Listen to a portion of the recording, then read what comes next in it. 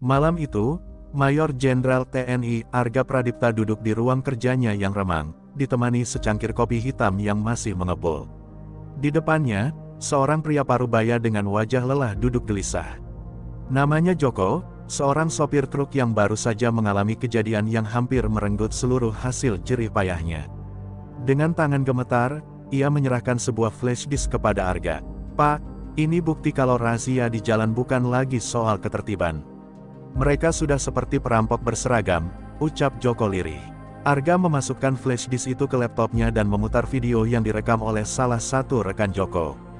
Dalam rekaman, terlihat jelas beberapa polisi berseragam menghentikan truk-truk di jalan, meminta sejumlah uang dengan dalih pelanggaran yang tidak masuk akal. Beberapa sopir yang menolak membayar dipaksa turun, ditendang, bahkan dipukul. Namun yang lebih mencengangkan, beberapa sopir dari kelompok minoritas mendapatkan perlakuan yang jauh lebih buruk, kendaraan mereka disita, dan mereka dihina dengan kata-kata rasis. Arga mengepalkan tangannya, menahan amarah yang mulai membara dalam dadanya. Joko menghela napas panjang, lalu melanjutkan ceritanya. "Kami semua takut, Pak. Kalau kami melawan, mereka bisa bikin SIM kami dicabut, atau truk kami hilang entah kemana. Beberapa teman saya bahkan sudah mencoba mengadu ke pihak berwenang, tapi tidak ada tindakan. Justru, mereka malah diancam." Mata Joko memancarkan ketakutan, tetapi juga harapan. Ia tahu, jika ada orang yang bisa melakukan sesuatu, itu adalah Arga Pradipta. Arga mengenal ketidakadilan, tapi ini lebih dari sekadar pungutan liar biasa. Ini adalah kejahatan sistematis yang menargetkan orang-orang kecil yang tak punya kuasa untuk melawan. Bukan hanya uang yang mereka ambil, tetapi juga harga diri dan keamanan rakyat. Ia mengusap wajahnya dan bersandar di kursi, berpikir keras. Sebagai seorang prajurit, tugasnya adalah melindungi negara dan rakyatnya dari ancaman. Dan bagi Arga, ancaman itu bisa datang dari luar maupun dari dalam. "Pak Joko, terima kasih sudah datang ke sini," kata Arga dengan suara mantap. "Saya akan menyelidiki ini lebih dalam. Tapi saya butuh lebih banyak bukti, lebih banyak saksi. Saya perlu tahu siapa saja yang terlibat dan sejauh mana jaringan ini bekerja." Ia tahu, ini bukan pekerjaan mudah. Para pelaku jelas memiliki jaringan yang luas, dan jika mereka berani bertindak sekejam ini, maka mereka pasti memiliki perlindungan di tempat yang lebih tinggi. Joko mengangguk cepat. "Saya bisa bantu, Pak. Saya bisa kumpulkan sopir-sopir lain yang berani bersaksi. Asal mereka yakin bahwa mereka dilindungi." Arga tersenyum tipis. Ia menghargai keberanian pria ini. "Itu akan sangat membantu. Tapi jangan bertindak sendiri. Saya akan mengirim beberapa orang untuk mengamankan kalian." Ia kemudian mengambil ponselnya dan menghubungi salah satu anak buahnya, memberi perintah agar segera mengawal Joko begitu ia meninggalkan markas.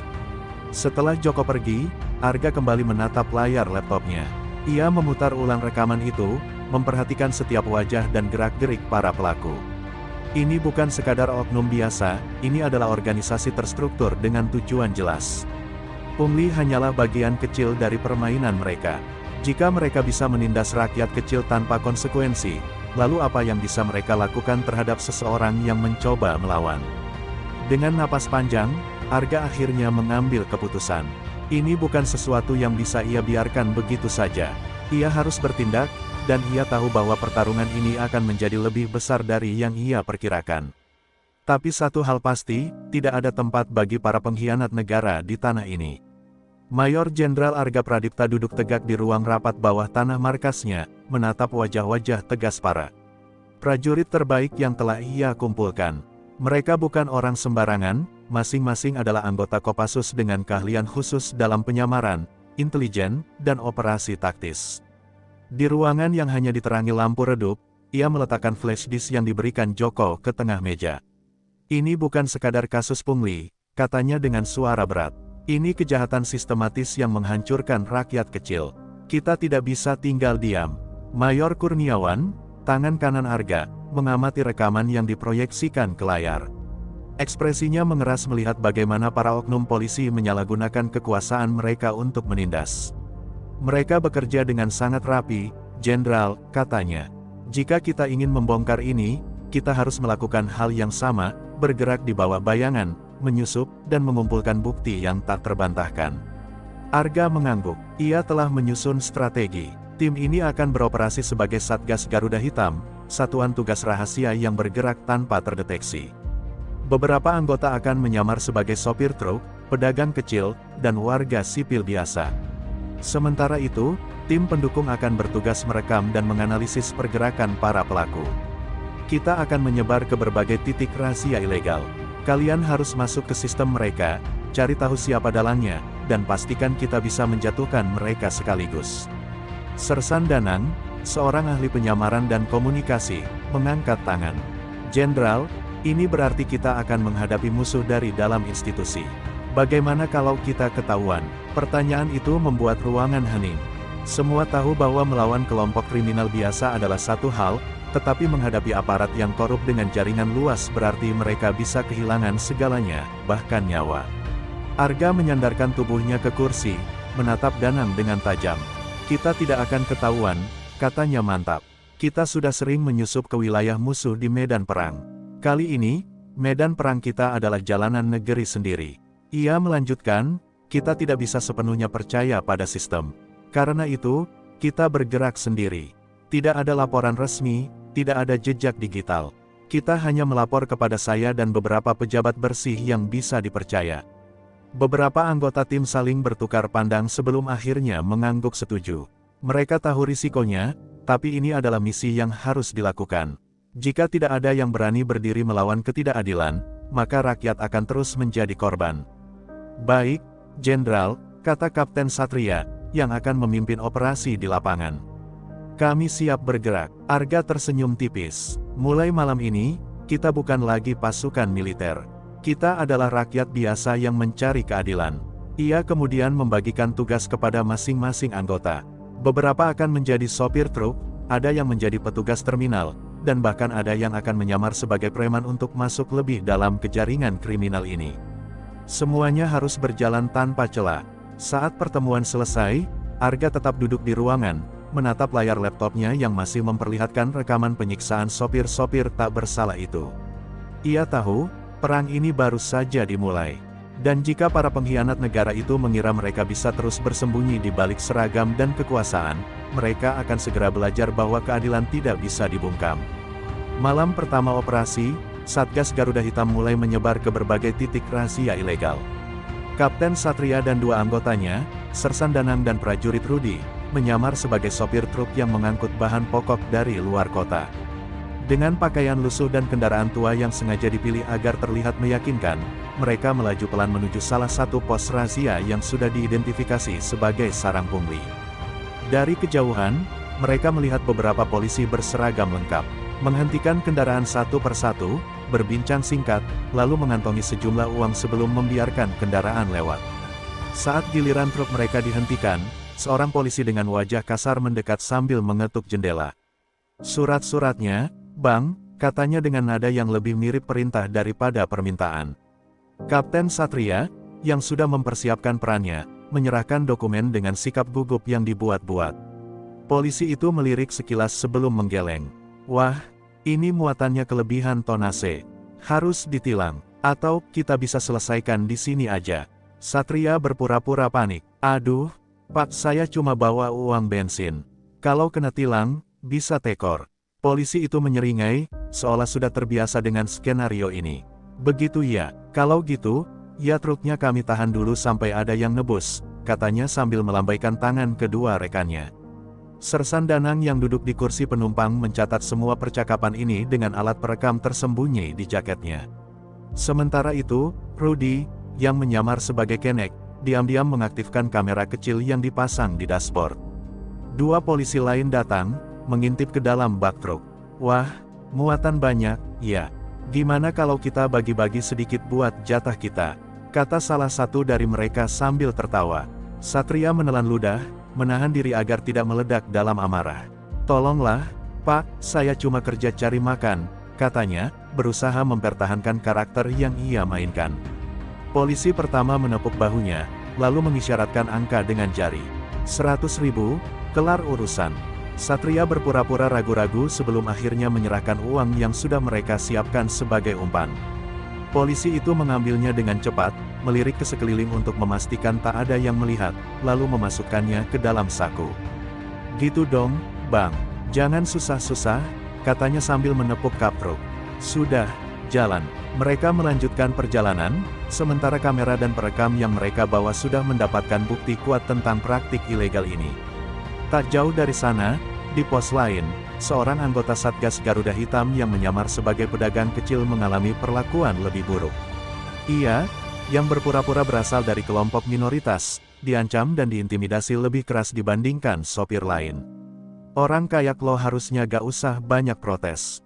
Mau dagang di sini, tahu diri," hardik seorang polisi sebelum merampas sebagian dagangannya. Insiden ini direkam oleh anggota lain yang bersembunyi di sekitar area tersebut. Setelah malam panjang itu, tim kembali ke markas dengan membawa bukti yang cukup untuk memperjelas pola operasi para pelaku. Arga menyaksikan semua rekaman dengan wajah yang semakin tegang. Mereka bukan hanya memeras, tapi juga melakukan diskriminasi dengan sadar, katanya dengan suara dalam. "Ini bukan hanya soal uang. Ini soal kehormatan manusia yang mereka injak-injak." Dengan bukti yang semakin kuat, Satgas Garuda Hitam bersiap untuk langkah berikutnya, menelusuri lebih dalam hingga menemukan dalang utama di balik jaringan kejahatan ini. Arga tahu, permainan baru saja dimulai. Para pelaku mungkin merasa aman di balik seragam mereka, tapi mereka tidak menyadari bahwa bayangan yang mengintai kini bukan sekadar rakyat biasa. Satgas Garuda Hitam telah menyusup ke dalam sistem mereka, dan saat waktunya tiba, mereka akan menghantam balik dengan pukulan yang tak bisa dihindari. Di markas rahasia Satgas Garuda Hitam, Mayor Jenderal Arga Pradipta duduk dengan tangan mengepal, menyaksikan rekaman yang berhasil dikumpulkan timnya. Video-video itu menunjukkan dengan jelas bagaimana para oknum polisi melakukan pungli, intimidasi, dan tindakan rasis terhadap para sopir dan pedagang kecil. "Ini sudah lebih dari cukup untuk mengguncang institusi mereka," ujar Mayor Kurniawan. Tangan kanan Arga, "Tapi kita masih belum tahu siapa yang mengendalikan semuanya dari atas." Arga mengangguk. Mereka bisa menangkap polisi di lapangan, tapi tanpa menjatuhkan dalang utama, jaringan ini hanya akan tumbuh kembali. "Kita butuh informasi lebih dalam," katanya. "Kita harus masuk lebih jauh ke dalam sistem mereka." Kapten Satria, yang memimpin penyamaran di lapangan, kemudian mengeluarkan sebuah nama yang mereka temukan selama operasi, Komisaris Besar Kombes Suryo Aditama, seorang perwira tinggi kepolisian yang sering disebut-sebut sebagai pembina rahasia di daerah tersebut. Namun, sebelum mereka bisa menyusun strategi untuk menargetkan Suryo, kabar buruk datang. Salah satu informan mereka, seorang sopir truk bernama Budi, ditemukan tewas di dalam kendaraannya dengan luka lebam di sekujur tubuh. Polisi setempat menyebutnya sebagai kecelakaan biasa, tetapi Satgas Garuda Hitam tahu ini adalah pesan dari musuh mereka. Mereka mulai bergerak, gumam Arga dengan wajah dingin. Kecurigaan semakin meningkat ketika salah satu anggota Satgas, prajurit Rudi, merasa dirinya diawasi sejak kembali dari misi penyamaran. Mobilnya beberapa kali dibuntuti oleh kendaraan tak dikenal, dan ada orang-orang asing yang terlihat mondar-mandir di sekitar tempat tinggalnya. Ini menandakan bahwa jaringan Suryo sudah mulai mencium pergerakan mereka. "Mereka punya mata-mata di mana-mana," kata Sersan Danang. "Dan itu berarti, bisa jadi ada pengkhianat di dalam barisan kita." Pernyataan itu membuat suasana di ruangan menjadi tegang. Satgas Garuda Hitam terdiri dari pasukan elit yang sudah melalui seleksi ketat, tapi tetap ada kemungkinan bahwa seseorang di antara mereka membocorkan informasi. Arga menatap setiap wajah yang duduk di hadapannya. "Mulai sekarang, semua komunikasi kita harus lebih ketat. Tidak ada informasi yang boleh tersebar di luar tim inti," perintahnya. "Dan kita harus menjebak pengkhianat itu." Untuk menguji kesetiaan tim, Arga dan Mayor Kurniawan merancang operasi umpan. Mereka menyebarkan informasi palsu bahwa mereka akan melakukan penggerebekan di salah satu titik razia ilegal dalam waktu dekat. Jika ada kebocoran, maka mereka akan tahu bahwa ada penyusup di dalam tim. Beberapa hari kemudian, dugaan mereka terbukti benar. Sebelum operasi palsu itu dilakukan, titik razia tersebut tiba-tiba kosong. Semua polisi di sana menghilang seolah-olah sudah mendapat peringatan sebelumnya. "Kita punya pengkhianat," kata Arga dengan suara dingin. "Dan dia ada di antara kita." Tidak ada yang berbicara, tetapi tatapan mereka dipenuhi ketegangan. Ini bukan lagi sekadar perang melawan korupsi, ini adalah pertempuran di mana musuh bisa saja berdiri di samping mereka sendiri. Arga tahu, sebelum mereka bisa menjatuhkan Suryo dan jaringannya, mereka harus menemukan dan menyingkirkan musuh dalam selimut terlebih dahulu. Dengan langkah tegas, Arga mengubah strategi mereka. Kita tidak bisa menyerang tanpa memastikan punggung kita aman, katanya. Mulai sekarang, kita berburu dua musuh sekaligus, para pelaku di lapangan, dan pengkhianat di dalam tim kita sendiri. Perang ini baru saja mencapai titik yang lebih berbahaya, dan Arga bersumpah bahwa siapapun yang berkhianat akan menghadapi konsekuensi yang setimpal. Tidak ada tempat bagi pengkhianat dalam perjuangan ini. Mayor Jenderal Arga Pradipta duduk dalam diam di ruang briefing Satgas Garuda Hitam. Wajahnya tegang, pikirannya berputar cepat. Fakta bahwa ada pengkhianat di dalam timnya membuat situasi semakin berbahaya. Setiap rencana yang mereka buat bisa bocor kapan saja, dan itu bisa mengorbankan nyawa mereka. Ia menatap Mayor Kurniawan yang berdiri di sampingnya. Kita harus bergerak cepat, sebelum mereka menyerang kita lebih dulu, katanya tegas. Kapten Satria telah menyusun daftar anggota yang berpotensi menjadi pengkhianat, berdasarkan akses mereka terhadap informasi operasi. Dari 15 orang dalam tim inti, hanya ada 5 yang mengetahui rencana jebakan sebelumnya. Itu berarti, pengkhianat pasti berasal dari salah satu dari mereka.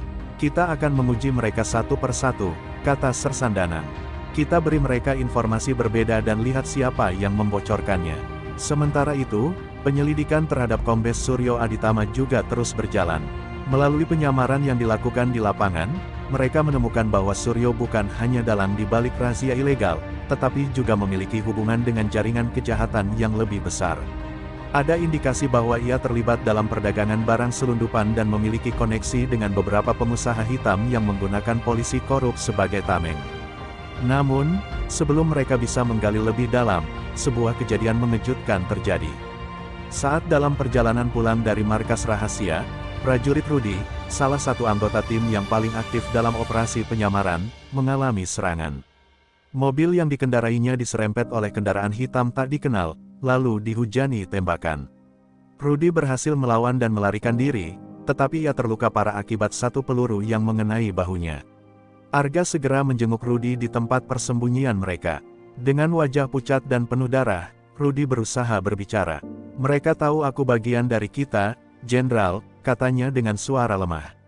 Ini bukan kebetulan, ada yang memberi tahu mereka.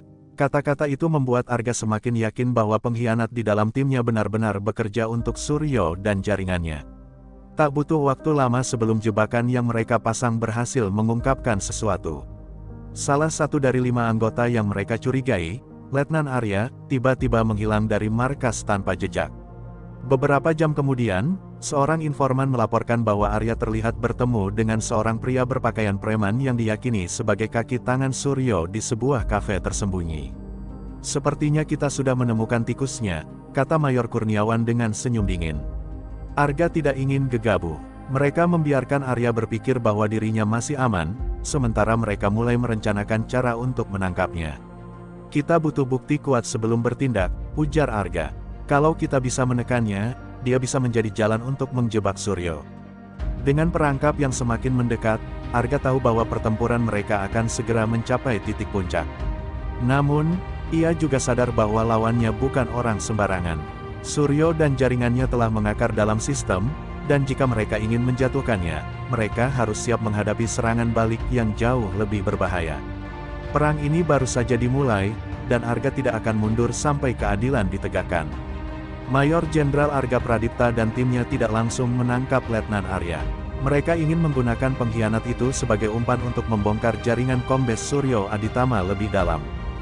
Dengan hati-hati, Satgas Garuda Hitam mulai mengawasi pergerakan Arya, mengikuti setiap langkahnya tanpa menimbulkan kecurigaan.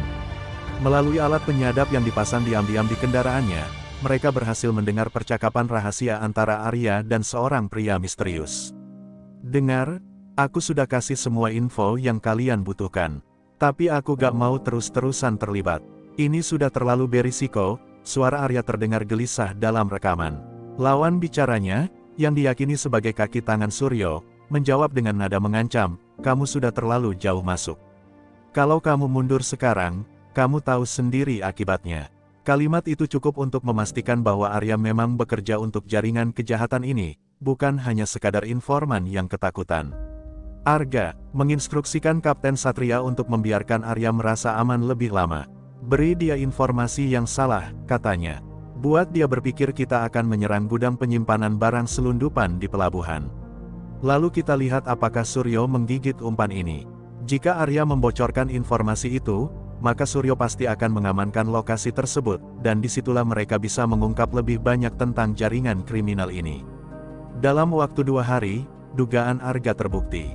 Intelijen mereka melaporkan bahwa sekelompok polisi bayaran tiba-tiba diperintahkan untuk mengamankan pelabuhan yang sebelumnya sepi. Ini menegaskan bahwa Arya memang telah membocorkan informasi tersebut kepada orang-orang Suryo. Arga tersenyum dingin. Sekarang kita tahu bahwa pelabuhan adalah salah satu titik penting operasi mereka. Namun, sebelum mereka bisa bergerak lebih jauh, situasi berubah drastis. Malam itu, Letnan Arya ditemukan tewas di dalam mobilnya, dengan luka tembak di kepala. Polisi setempat mencatatnya sebagai bunuh diri, tetapi Arga tahu lebih baik. Mereka membersihkan jejak, kata Mayor Kurniawan muram. Suryo tidak mau ada orang yang bisa mengkhianatinya. Kematian Arya menjadi peringatan keras bahwa lawan mereka bermain tanpa ampun. Namun, Arga tidak goyah. Justru, kejadian ini memberi mereka keuntungan lain. Suryo sekarang mengira bahwa ancaman dari dalam tim telah dibereskan. Dia menganggap dirinya masih aman, kata Sersandana. Dan itu membuatnya lengah. Dengan informasi baru ini, Arga dan Satgas Garuda Hitam mulai menyusun serangan balik. Mereka tidak hanya akan menyerang razia ilegal di jalan raya, tetapi juga akan menghancurkan jaringan bisnis gelap yang berada di baliknya. Kita tidak akan hanya menangkap kaki tangannya, ujar Arga. Kita akan mencabut akar kejahatan ini sampai habis. Pertempuran belum berakhir, tetapi satu hal sudah jelas, Suryo telah membuat kesalahan besar dengan meremehkan musuhnya. Satgas Garuda Hitam kini semakin dekat untuk menjatuhkan jaringan korupsi yang selama ini mencengkeram negeri ini. Mayor Jenderal Arga Pradipta menatap peta besar yang terbentang di meja markas Satgas Garuda Hitam. Titik-titik merah menandai lokasi razia ilegal, gudang penyimpanan barang selundupan, serta beberapa tempat yang diduga menjadi markas kaki tangan Kombes Suryo Aditama. Dengan kematian Letnan Arya, lawan mereka mungkin merasa aman, tetapi bagi Arga, ini adalah kesempatan emas untuk menyerang balik. Kita tidak bisa menunggu lebih lama, katanya. Kita mulai operasi dalam 48 jam. Kapten Satria dan timnya telah menyusun strategi untuk menyerang 3 titik sekaligus. Tim pertama akan menangkap beberapa petugas pungli di jalan raya yang masih beroperasi. Tim kedua akan menyusup ke gudang penyimpanan di pelabuhan, dan tim ketiga akan memantau pergerakan Suryo sendiri. Kita harus bertindak cepat dan diam-diam, kata Sersandanang. Kalau kita terlalu terbuka, mereka bisa menghancurkan bukti sebelum kita mendapatkannya. Malam sebelum operasi dimulai, Arga mendapat laporan dari seorang informan rahasia, seseorang dari dalam kepolisian yang tidak ingin namanya disebut. Suryo mulai curiga, kata suara di telepon. Dia memindahkan barang-barangnya ke tempat lain. Jika kalian ingin menangkapnya, kalian harus bergerak sekarang. Arga segera memerintahkan perubahan rencana. Mereka tidak bisa menunggu 48 jam lagi. Operasi harus dilakukan malam ini juga. Tim Satgas bergerak dalam senyap. Di jalan raya, anggota yang menyamar sebagai sopir truk kembali mendekati pos razia ilegal. Kali ini, mereka tidak hanya merekam, tetapi langsung menangkap tangan para oknum polisi yang menerima suap. Dengan gerakan cepat, tim memborgol para pelaku sebelum mereka sempat melawan. Kalian sudah cukup lama merampok rakyat kecil, kata Kapten Satria dingin. Sekarang giliran kalian merasakan hukuman. Di pelabuhan, tim kedua menghadapi perlawanan lebih sengit. Saat mereka menyusup ke gudang penyimpanan, sekelompok pria bersenjata telah menunggu. Baku tembak pun tak terhindarkan. Meskipun jumlah mereka lebih sedikit, keunggulan taktik dan pelatihan membuat Satgas Garuda Hitam mampu melumpuhkan para penjaga gudang dalam waktu singkat. Saat gudang berhasil diamankan, mereka menemukan sesuatu yang lebih besar dari yang mereka duga, bukti bahwa jaringan Suryo tidak hanya terlibat dalam pungli, tetapi juga penyelundupan narkoba dan perdagangan manusia. Namun, di tempat lain, misi tidak berjalan semulus yang diharapkan. Tim yang bertugas membuntuti Suryo kehilangan jejaknya. Dia pasti sudah mendengar apa yang terjadi di pelabuhan dan jalan raya, kata Mayor Kurniawan. Sekarang dia buron. Arga mengepalkan tangannya. Ia tahu, menangkap kaki tangan saja tidak cukup. Mereka harus menemukan dan menangkap Suryo sendiri, sebelum dia sempat menghilangkan semua jejaknya. Dalam kegelapan malam, tim Satgas mulai memperluas pencarian. Mereka tahu Suryo masih berada di dalam kota, mencari cara untuk melarikan diri. Kita akan menangkapnya sebelum matahari terbit, ujar Arga. Mereka telah memotong salah satu tentakel korupsi, tetapi kepala ular itu masih berkeliaran. Dan Arga tidak akan berhenti sebelum ia memastikan bahwa Suryo tidak akan pernah bisa merusak negeri ini lagi. Dengan waktu yang semakin menipis, pengejaran terakhir pun dimulai. Perburuan terhadap dalang utama telah resmi dimulai, dan tidak ada tempat yang cukup aman bagi Suryo untuk bersembunyi. Langit masih gelap ketika Mayor Jenderal Arga Pradipta dan timnya menyisir sudut-sudut kota, mencari jejak Kombes Suryo Aditama. Informasi dari intelijen mengatakan bahwa Suryo tidak bisa keluar dari kota dengan mudah, semua jalur utama sudah diawasi, dan bandara serta pelabuhan sudah dalam status siaga. Namun, seorang kriminal sekelas Suryo pasti punya rencana cadangan.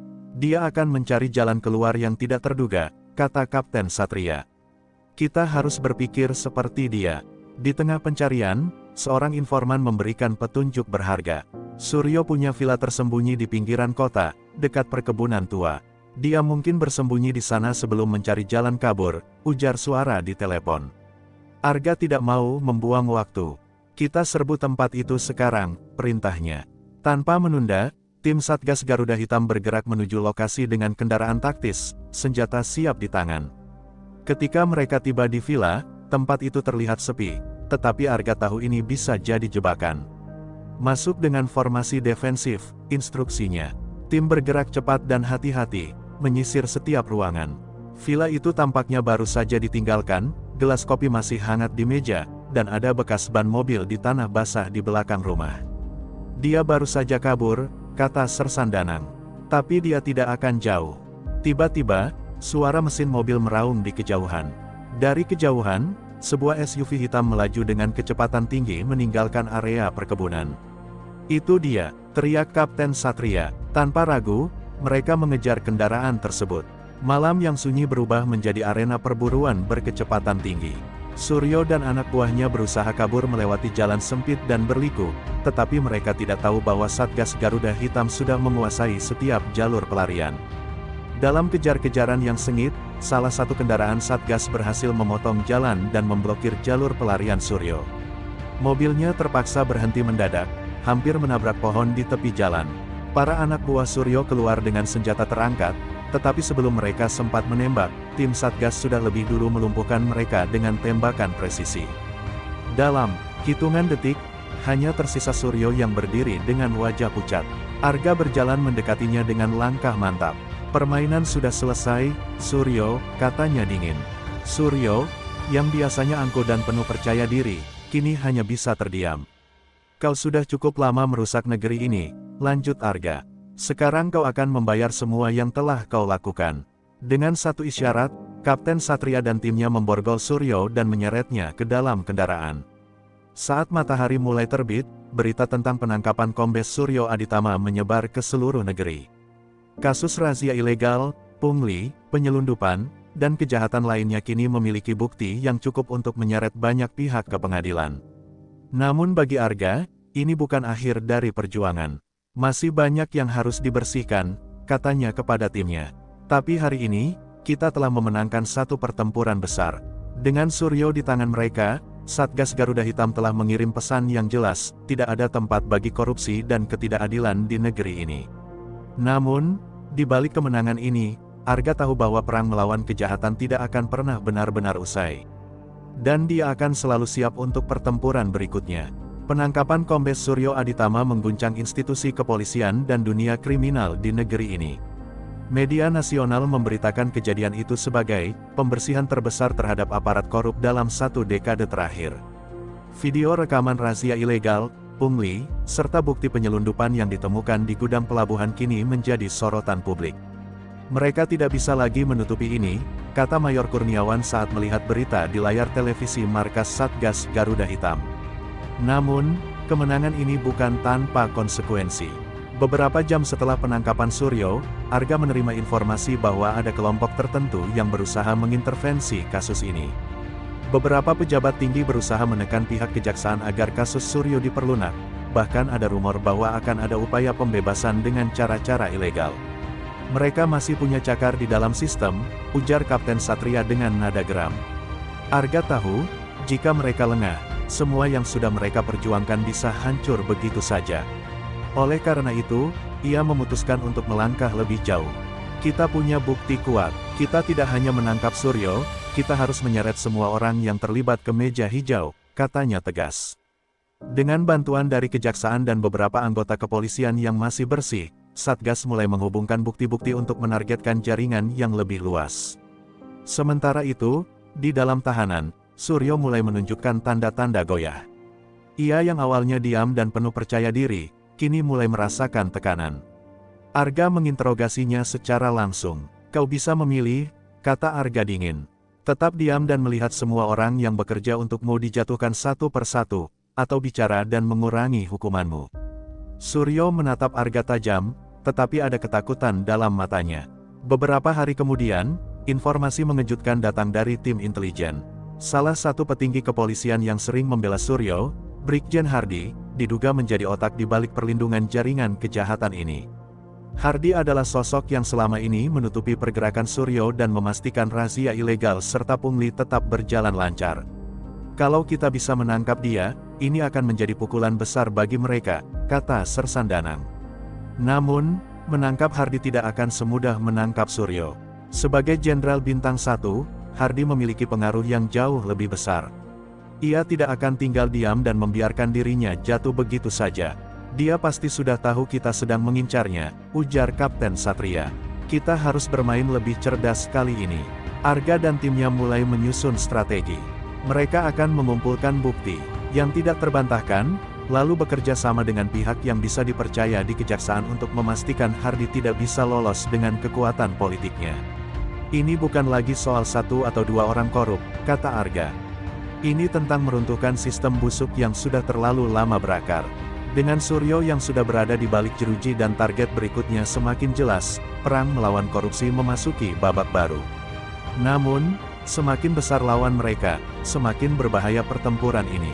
Arga tahu bahwa pertarungan belum selesai, mereka baru saja masuk ke medan perang yang lebih besar dan lebih berbahaya. Dan kali ini, mereka berhadapan langsung dengan musuh yang jauh lebih kuat. Arga duduk di ruang briefing markas Satgas Garuda Hitam, menatap layar yang menampilkan peta digital kota. Titik merah menandai lokasi-lokasi yang masih menjadi bagian dari jaringan Brigjen Hardy, sang dalang besar di balik perlindungan razia ilegal dan pungli. Berbeda dengan Suryo, Hardy tidak bekerja sendirian, ia memiliki banyak sekutu di berbagai lembaga, termasuk di dalam tubuh kepolisian sendiri. Ini bukan sekadar menangkap seorang perwira tinggi, ujar Arga. Ini tentang meruntuhkan jaringan yang sudah mengakar. Dalam rapat strategi, Kapten Satria menjelaskan rencana operasi mereka. Kita akan menyerang di 3 titik utama, kediaman pribadi Hardy, tempat ia biasa bertemu dengan orang-orang kepercayaannya, serta sebuah gudang di pinggiran kota yang diduga menyimpan dokumen penting dan uang hasil pungli. Operasi ini harus dilakukan dengan cepat dan serentak. Jika Hardy merasa terpojok, ia bisa saja kabur atau menghancurkan bukti yang tersisa. Malam itu, operasi dimulai. Tim pertama yang ditugaskan menyergap kediaman Hardy bergerak dengan diam-diam, memastikan bahwa target mereka tidak memiliki kesempatan untuk melarikan diri. Namun, saat mereka mendekat, penjaga pribadi Hardy menyadari kehadiran mereka dan langsung melepaskan tembakan. Baku tembak pun pecah di halaman rumah mewah itu. Mereka sudah siap, kata Sersan Danang sambil berlindung di balik tembok. Hardy tahu kita akan datang. Sementara itu, di lokasi kedua, tim yang menyusup ke tempat pertemuan Hardy berhasil mengamankan beberapa orang kepercayaannya. Dari interogasi awal, mereka mendapat informasi bahwa Hardy telah bersiap kabur menggunakan helikopter pribadi yang diparkir di atas gedung perusahaannya. Dia mencoba keluar dari negeri ini, kata Kapten Satria setelah menerima laporan. Arga segera mengambil keputusan, kita hentikan dia di sana. Tanpa membuang waktu, tim bergerak ke gedung perusahaan Hardy. Saat mereka tiba, baling-baling helikopter sudah mulai berputar, bersiap untuk lepas landas. Arga dan beberapa anggota Satgas bergegas naik ke atap. Anak buah Hardy yang bersenjata mencoba menghalangi mereka, tetapi dalam hitungan menit, Satgas berhasil melumpuhkan mereka satu persatu. Hardy sudah berada di dalam helikopter ketika Arga menodongkan pistol ke arahnya. "Kau tidak akan kemana-mana," kata Arga dengan suara dingin. Hardy, yang biasanya penuh percaya diri, kini tampak ketakutan. "Kau pikir dengan menangkapku, semua ini akan berakhir?" katanya, mencoba menyembunyikan kegelisahannya. Arga tidak tergoda oleh provokasi itu. "Setidaknya aku memastikan bahwa satu tikus besar tidak akan merusak negeri ini lagi." Beberapa jam kemudian, Hardy resmi ditahan dan dijebloskan ke dalam sel tahanan. Dengan bukti yang mereka kumpulkan, dokumen transaksi ilegal, rekaman perintah korupsi, serta kesaksian dari orang-orang kepercayaannya, tidak ada celah bagi Hardy untuk lolos. Kejaksaan bergerak cepat, memastikan bahwa ia akan diadili tanpa ada intervensi dari pihak manapun. Namun, bagi Arga dan timnya, ini bukan akhir dari perjuangan. Korupsi tidak pernah benar-benar hilang, ia hanya bersembunyi, menunggu kesempatan untuk tumbuh kembali. Tetapi selama ada orang-orang yang mau berjuang, selama ada yang berani menegakkan keadilan, mereka tidak akan pernah menang. Dan Satgas Garuda Hitam akan selalu siap untuk pertempuran berikutnya. Karena perang melawan ketidakadilan tidak akan pernah usai. Meskipun Brigjen Hardy telah ditangkap dan jaringannya mulai runtuh, Arga tahu bahwa ini belum sepenuhnya berakhir. Dalam dunia korupsi, selalu ada tokoh yang lebih besar bersembunyi di balik layar, mengendalikan pergerakan tanpa pernah tersentuh. Ketika Arga duduk di ruangannya, laporan dari intelijen datang, ada indikasi bahwa seorang pejabat lebih tinggi telah melindungi Hardy selama ini. Seseorang yang jauh lebih berbahaya. Kapten Satria masuk ke ruangan dengan ekspresi serius. "Kita punya masalah besar, Jenderal," katanya. Seseorang dari kementerian menghubungi kejaksaan, mencoba menekan mereka agar kasus Hardy tidak dilanjutkan. Arga mengernyit. "Siapa yang berani bermain sejauh ini?" tanyanya. Satria meletakkan sebuah dokumen di meja. Nama yang tertulis di sana membuat Arga terdiam. Jenderal Besar Wiratama, salah satu petinggi di Mabes, diduga berada di balik semua ini. Jika dugaan ini benar, maka kasus ini bukan lagi sekadar operasi kepolisian korup. Ini adalah konspirasi yang menjalar ke tingkat tertinggi pemerintahan. Menyeret nama sebesar itu ke pengadilan bukan hanya berisiko, tetapi juga bisa memicu kekacauan di dalam institusi negara. Kalau kita salah langkah, ini bisa menghancurkan kepercayaan publik terhadap aparat, kata Sersan Danang dengan nada khawatir. Namun, bagi Arga, tidak ada pilihan lain. Kalau kita mundur sekarang, semua yang sudah kita perjuangkan akan sia-sia, katanya tegas. Kita tidak bisa membiarkan tikus terbesar lolos hanya karena dia berada di tempat tinggi. Arga memutuskan untuk menyelidiki lebih dalam, tetapi kali ini mereka harus lebih berhati-hati. Lawan mereka bukan lagi sekadar polisi korup, tetapi seseorang yang memiliki kekuasaan besar. Dengan bantuan intelijen militer, Satgas mulai mengumpulkan bukti lebih lanjut. Mereka menemukan jejak transaksi mencurigakan yang mengarah ke rekening luar negeri, serta rekaman komunikasi rahasia antara Hardy dan seorang pejabat yang suaranya cocok dengan Jenderal Wiratama. Kita punya sesuatu, tapi ini belum cukup, kata Kapten Satria. Kita butuh sesuatu yang benar-benar bisa menjeratnya. Saat pencarian semakin dalam, tekanan mulai muncul. Beberapa anggota Satgas menerima ancaman anonim. Seseorang ingin mereka mundur, bahkan, salah satu informan mereka ditemukan tewas dalam kondisi mencurigakan. Ini menjadi bukti bahwa mereka berhadapan dengan kekuatan yang jauh lebih besar dari sebelumnya. Mereka tahu kita mendekati sesuatu yang berbahaya, ujar Sersan Danang dengan wajah tegang. Namun, Arga tidak mundur. Ia tahu bahwa satu langkah lagi bisa mengungkap jaringan paling berbahaya dalam sejarah kepolisian negeri ini. Namun, pertanyaannya sekarang, apakah mereka siap menghadapi konsekuensi dari langkah terakhir ini? Dengan tekad bulat, Arga dan timnya bersiap untuk pertempuran terbesar dalam hidup mereka. Kali ini, mereka tidak hanya melawan seorang pengkhianat, mereka menantang sistem yang sudah terlalu lama berdiri di atas kebusukan. Dan tidak ada jaminan mereka akan keluar dari pertempuran ini dengan selamat. Arga menatap layar monitor di ruang intelijen Satgas Garuda Hitam. Di depannya, rekaman percakapan antara Brigjen Hardy dan Jenderal Besar Wiratama diputar ulang.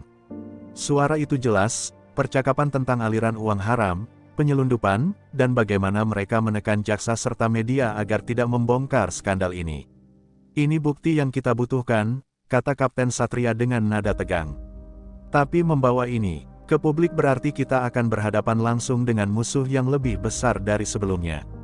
Arga paham risiko ini. Jika mereka salah langkah, tidak hanya karir mereka yang berakhir, nyawa mereka juga dalam bahaya.